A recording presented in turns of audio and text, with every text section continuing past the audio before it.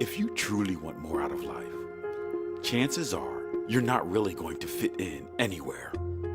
I mean really fit in. Because the majority of people settle for average, and if you don't drop down to their level, there's going to be conflict. They won't like the fact that you are committed to your dreams because it reminds them that they gave up on theirs. One of the biggest reasons most people don't follow through with their dream life is fear that they will be left out if they achieve it. This may be conscious or unconscious, but most people give up, not because they can't make it, not because they aren't capable, but because they are surrounded by people who have settled. People who don't want to see you succeed because that would remind them that they didn't. They might start saying, "You've changed since you've become successful," not understanding that your goal was always to change, to develop, to reinvent yourself. You will hear ridiculous comments like, "Successful people are greedy," or my favorite, "There's more to life than money." Of course there's more to life than money. There's also more to life than struggling to pay bills and put food on the table. So much negativity towards the successful. And the sad part is, they will never be successful with this mentality. You ask 99% of successful people how they achieve their dream life, and I can assure you, the story will be the same. They worked harder than the majority. They kept going when the majority gave up. They suffered through failure, but made sure that was not the end. Rather, a lesson learned. They went through hell, but always focused on the end goal. Sadly, most people would rather argue for their limitations than know there are no limitations. Most people would rather hate on the successful than learn from them, than model them. Most people would rather pick up a beer rather than a book. Then they complain that they are in a dead-end job or complain they got laid off from their job.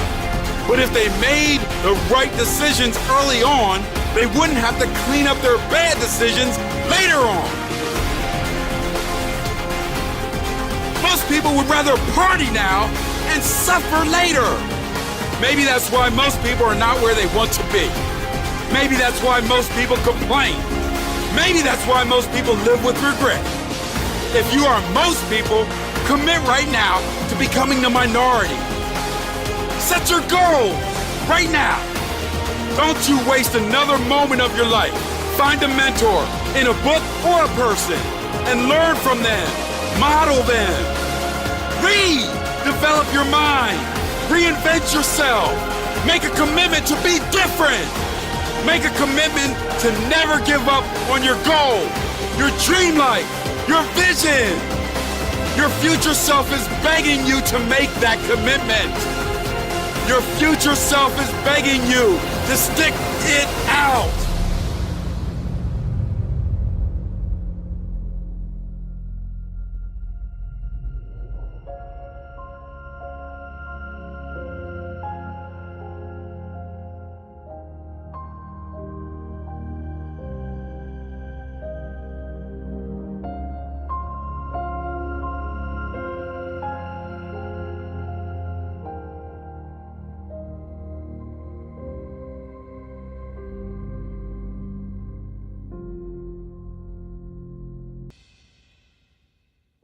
The other thing is you look at your goals and look at your dreams.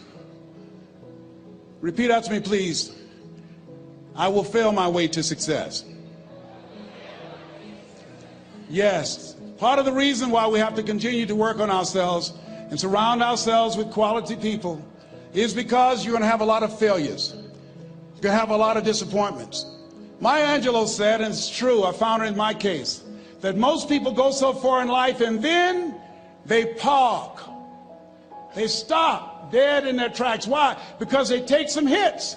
When you have a goal and dream, think it not strange that you face the fiery furnaces of this world. You will have tribulations. Things are going to happen to you. I was in pursuit of my dream, and all of a sudden, boom, I got hit. A person that I thought I would be with for the rest of my life, I thought was my soulmate. I went through a divorce. I was embarrassed. I was humiliated. How can I teach people how to live their dreams and I wasn't able to make my marriage work? I questioned myself. I took another hit. My mother was diagnosed with breast cancer. Then I was diagnosed with prostate cancer. Then my best friend from the second grade, Alexander Wims, he was diagnosed with cancer of the liver. I took a hit and life staggered me and I parked. And I didn't turn on my emergency lights because I didn't want to call attention to myself. I didn't want anybody to come and say, hey, do you need a jump? No, I don't need a jump. I'm not out of gas. My battery is not dead. My heart is beating. I'm parked. Leave me be. I'm parked. I was in my comfort zone. I was doing just enough to get by. I was working on a job. They paid me just enough to keep me from quitting, and I worked just hard enough to keep from getting fired. How many know people like that? Blink your eyes if you understand what I'm talking about. I was parked. I knew I could do more. But when my mama died, it took something out of me. When I went through a divorce, it took something out of me. When my best friend died, it took something out of me. I parked. And somebody said that life is like an onion. You have to peel it one layer at a time. And sometimes you cry. Life's going to happen to you when you have a dream. You're going to get slapped around. And don't take it personal. Don't ask, why did this have to happen to me? Why not you? Who would you suggest? You want to give us some names, some email addresses? And don't tell everybody. 80% don't care and 20% glad it's you. It's called life. Suck it up and move on. Get over it.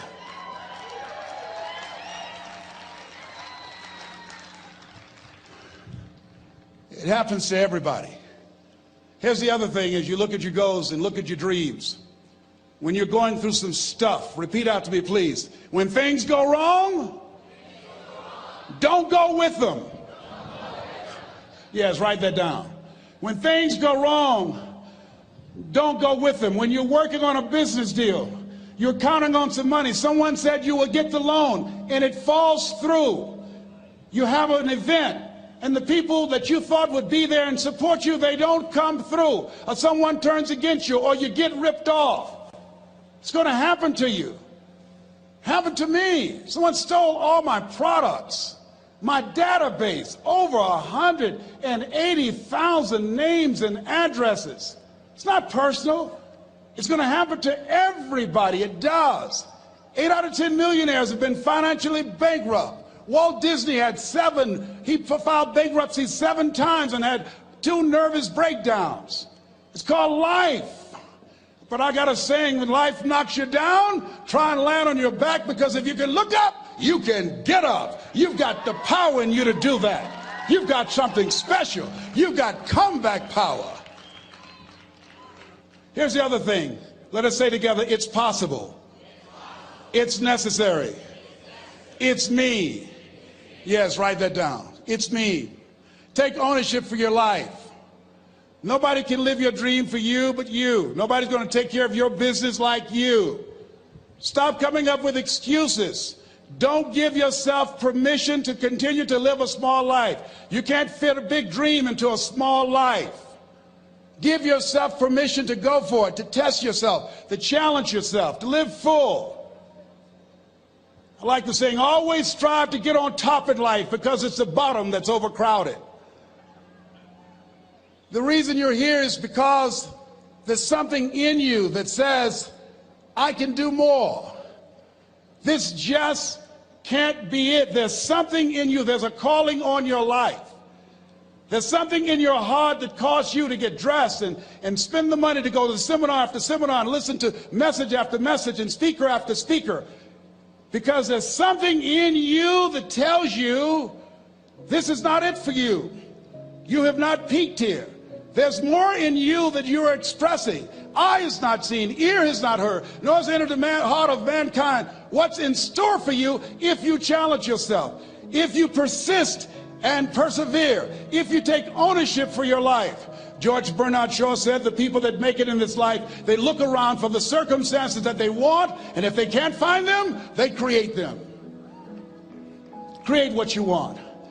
You have the power in you to do more than you can ever begin to imagine, to control your destiny, to make a difference in our children, to make a difference on the planet, to make an impact. Let us say together, it's me. And let us say together, it's hard. Say it like you know it. Say it's hard. Ladies and gentlemen, it's hard. There are people who have seen their retirements taken away from them by the corporations that they work for. They were within 2 or 3 years of retiring, and they had it taken from them. The #1 entrepreneurs in this country now are senior citizens. The #1 employer, #2, McDonald's and Walmart. And there's nothing wrong with those jobs. I guarantee you those people did not have a plan to end up living their lives at the end of life with those types of jobs. And they didn't have a plan like you have, and while you're investing in yourself, not to. And it's hard. There are people making choices between purchasing prescription drugs or paying for gas or a mortgage note. It's hard when you're working on a job for 20 years, 30 years, give them some good years, and then they come in and tell you, we've downsized. In other words, you're fired. And then you have to start all over again. How many of you know it's hard? Raise your hands, please. It's hard. And it's not fair. One of the things I like about T. Harv is he talks about work and investing in yourself. It's not fair when people are going up against that kind of stuff to tell them just think positive and be enthusiastic and everything will work out all right. Ain't that kind of party. It's hard. Life will put some knots on your head. I bought my first home for my mother. I was rushing, didn't know what I was doing, and I bought a home that had a lien against it. And they called me, Mr. Brown, yes, there's a lien against your property. We need $55,000 if you're going to stay there. Wait a minute, sir. I just bought this home. The guy told me there were no liens against it. I'm not the one that owe you the money. You should have checked that out, Mr. Brown. Come on. I called my attorney. We followed up. Yes, Les, there's a lien against the property. But he told me there were no liens. He lied, obviously. Oh, my God. He told me he wanted to help me because he admired the fact that I was buying this home for my mother and that he was adopted, and he identified with me. Les, he suckered you. He played you, man. So what? Well, would they take payment arrangements? What about $5,000 a month? They want all the money, Les. They want all the money, or you're going to have to get out. The house is going up for sheriff sale. Do you have it? No, I don't have it. Can they give me some time? Tell them to give me 3 months, please. Give me 3 months. My mother's in her 70s, man. She has a bad heart. Don't do this to me. This is my dream. Don't do this, man. Please, let me talk to them. Les, I'm talking to their attorney. They don't want to talk to you. I've got to talk to the attorneys. Do you have the money? No. Will they give me 3 months? No. What about 2 months? No, Les. They want the money in 7 days. Oh, my God. Let me call you back. I'm not sure. And I walked the floors thinking, God, how could this happen to me? I got to figure this out, huh? I got to figure this out. It seemed like the days are just ticking off, ticking off. Thursday, I had to call them and let them know. They called me, Les, do you have the money? No, I don't. Friday, you have to leave. The sheriff will be there. You're going to have to leave, Les. They're going to take my house. What about my down payment? You lost it, Les. You lost it. Okay. I got to go. Yes. I prayed, Lord, please, if you show me that you're real, if you're really real, you think Paul worked for you, you haven't seen anything. Don't let me lose this house and watch what I'll do for you. I was trying to cut a deal. Have you ever tried to cut a deal? It's amazing how spiritual you get when you get in trouble. You know what I mean? When I was diagnosed with prostate cancer, I was going to bed with the Bible and the Holy Quran and Science of Mind and Joel Goldsmith, everything I could find. I was praying to Jesus, Yahweh, Melchizedek, everybody. I was calling on everybody. It's amazing. And here I was walking the floor at 3 o'clock in the morning, and I had to go and wake my mother up. I got on my knees and I said, Mama, I said, I need you to wake up. She said, what's wrong, Leslie? I can hear you walking back and forth. I'm not asleep, son. I said, there's something I need to tell you. She said, your eyes are red. Why are your eyes red? Because I feel so stupid now. Why? We got to move tomorrow. Why, Leslie? There's a lien against the property and they want $55,000 and I don't have it. And we're going to be set out tomorrow. We have to go back to Liberty City. So she said, it's okay. I don't like this house anyhow. I said, why? She said, because of my arthritic knees, it hurts my knees when I go up the steps. I said, and why didn't you tell me? Because you were so happy. I just said it because you were happy. I'll live in a shack with you, boy. I love you. It's not the house. I love you. I love all my children. I said, thank you, Mama. Thank you.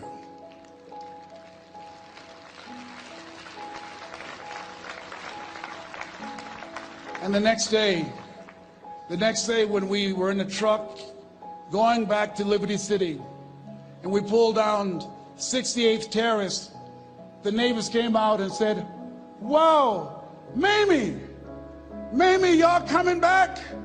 Are you back? Yes. What happened to the home your boy bought for you? Those boys you adopted. Leslie didn't do a title search. He made a mistake. And boy, I was so humiliated. How many ever made a mistake that you were just humiliated? Raise your hands. I was devastated. I was taking the furniture off the truck and my mother came and I was crying and she said, boy, I said, yes, ma'am.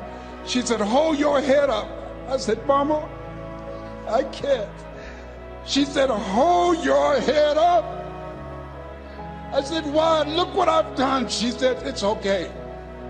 It's okay. You are going to make a lot of mistakes in life, young man.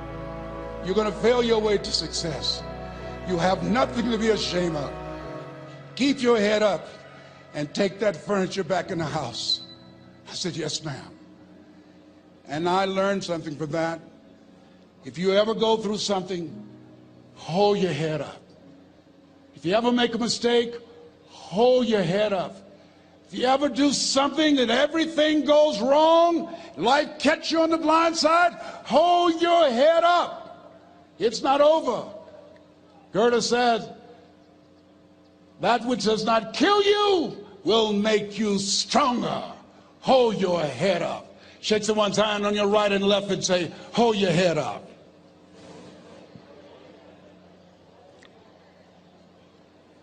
Here's something else, ladies and gentlemen.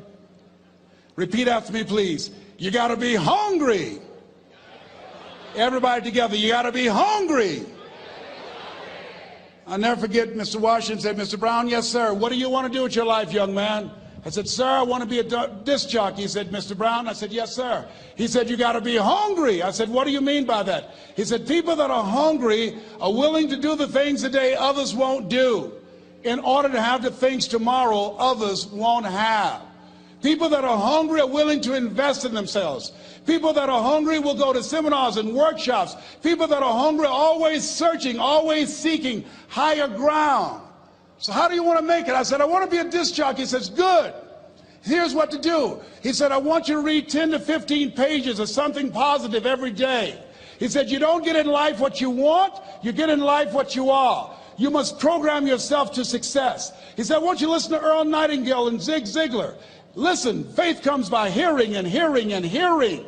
He said, I want you to change your relationships, and I don't want you to ever lose your hunger. I said, what do you mean by that? He said, people that are hungry are unstoppable. People that are hungry are no matter what people. They make it happen no matter what. He said, I want you to listen to Paul Harvey. Who is he? He's the world's greatest communicator. Success leaves clues, young man. Always listen and follow people who are doing what it is you want to do at the level you want to do it, and learn from them. I told T. Hobb when we were standing by the stage, I said, hey man, I want to work more with you. I want you to coach me. I want to learn from you. See, I found you're never too old to learn, and you're never too young to teach. Always have a thirst for learning. So I listened to Paul Harvey every day on the radio. While in school, I would go out and listen in his car. He gave me his keys. I was working to develop myself. And I continued to listen to motivational messages, and he would take me to see the late Dr. Norman Vincent Peale, who wrote the book, The Power of Positive Thinking. I toured with him before he passed. You have something special. You have greatness within you. Don't allow your circumstances to determine who you are. Don't allow your negative thoughts to hold you back. You have something special. You can do more than you can ever begin to imagine. Dr. Peale was an incredible man. I admired him. When he spoke, he gave me goosebumps. I can feel him in my heart. And I never forget, we were coming back to the school, and Mr. Washington said, Mr. Brown, yes, sir. When Dr. Peale spoke, you didn't move. When he spoke, you were hanging on every word. When he spoke, we didn't have to tell you to sit down and be quiet. Why? I said, sir, I could feel him when he talked. I felt like he was talking to me, sir. He said, he was. I said, but he doesn't know me, but he was speaking to you. Did you feel him in your heart? I said, yes, sir. He said, most people feel him in their head. If you felt him in your heart, he said, listen to him, son. Follow him, learn from him. And I would go to seminars and workshops. Anywhere I would find where Dr. Peale was, I would be in the audience. I would drive 200 and 300 miles just to hear him speak. And my dream and vision was to share the stage with him. I thought about it. What is your goal? What is your vision? I want you to hold it in mind. There's some power in that, because when I became involved in speaking, I never forget, I got a call from Og Mandino, who wrote the book, The Greatest Salesman in the World. He said, Les, I'm stuck in Philadelphia. I need to be in Kankakee. Dr. Norman Vincent Peale is appearing. I can't make it. I heard you're in Chicago. I said, yes, I am. Can you go and open for me? I said, yes, man. Oh, my God. Dr. Peale, I said, yes, I'd love to do it. And I went there, and I came. I said, hi, I'm Les Brown. He said, you're not the band of renown? I said, no, I'm Mrs. Mamie Brown's baby boy. I'm here to speak. He said, come backstage. And his wife, Martha, was there. And she said, Papa, Les Brown is here, the speaker. And he said, Les Brown, shoot for the moon. Because even if you miss, you'll land among the stars. I said, sir, that's my quote. I wrote you when I was in the 11th grade. I was a part of a special education class project. That's my quote. He said, I know. I end all my speeches with that quote.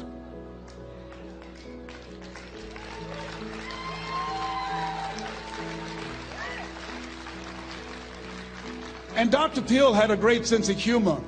A young man was backstage, and I had so many questions to ask him, and my mind froze up, and the young guy said, Dr. Peale, how old are you? And he was up in age. He said, Sonny, I'm 92. The young man looked at him and said, I don't know if I want to live to get 92. He said, that's because you've never been 91.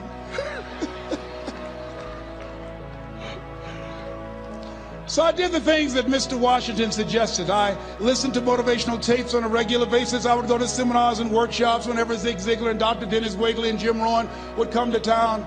And I said, sir, what do you want me to do now? He said, Mr. Brown, I've given you everything that I can give you. He said, develop your mind, put your money where your mouth is, continue to learn how to be an effective communicator, because once you open your mouth, you tell the world who you are. And always surround yourself with OQP, only quality people.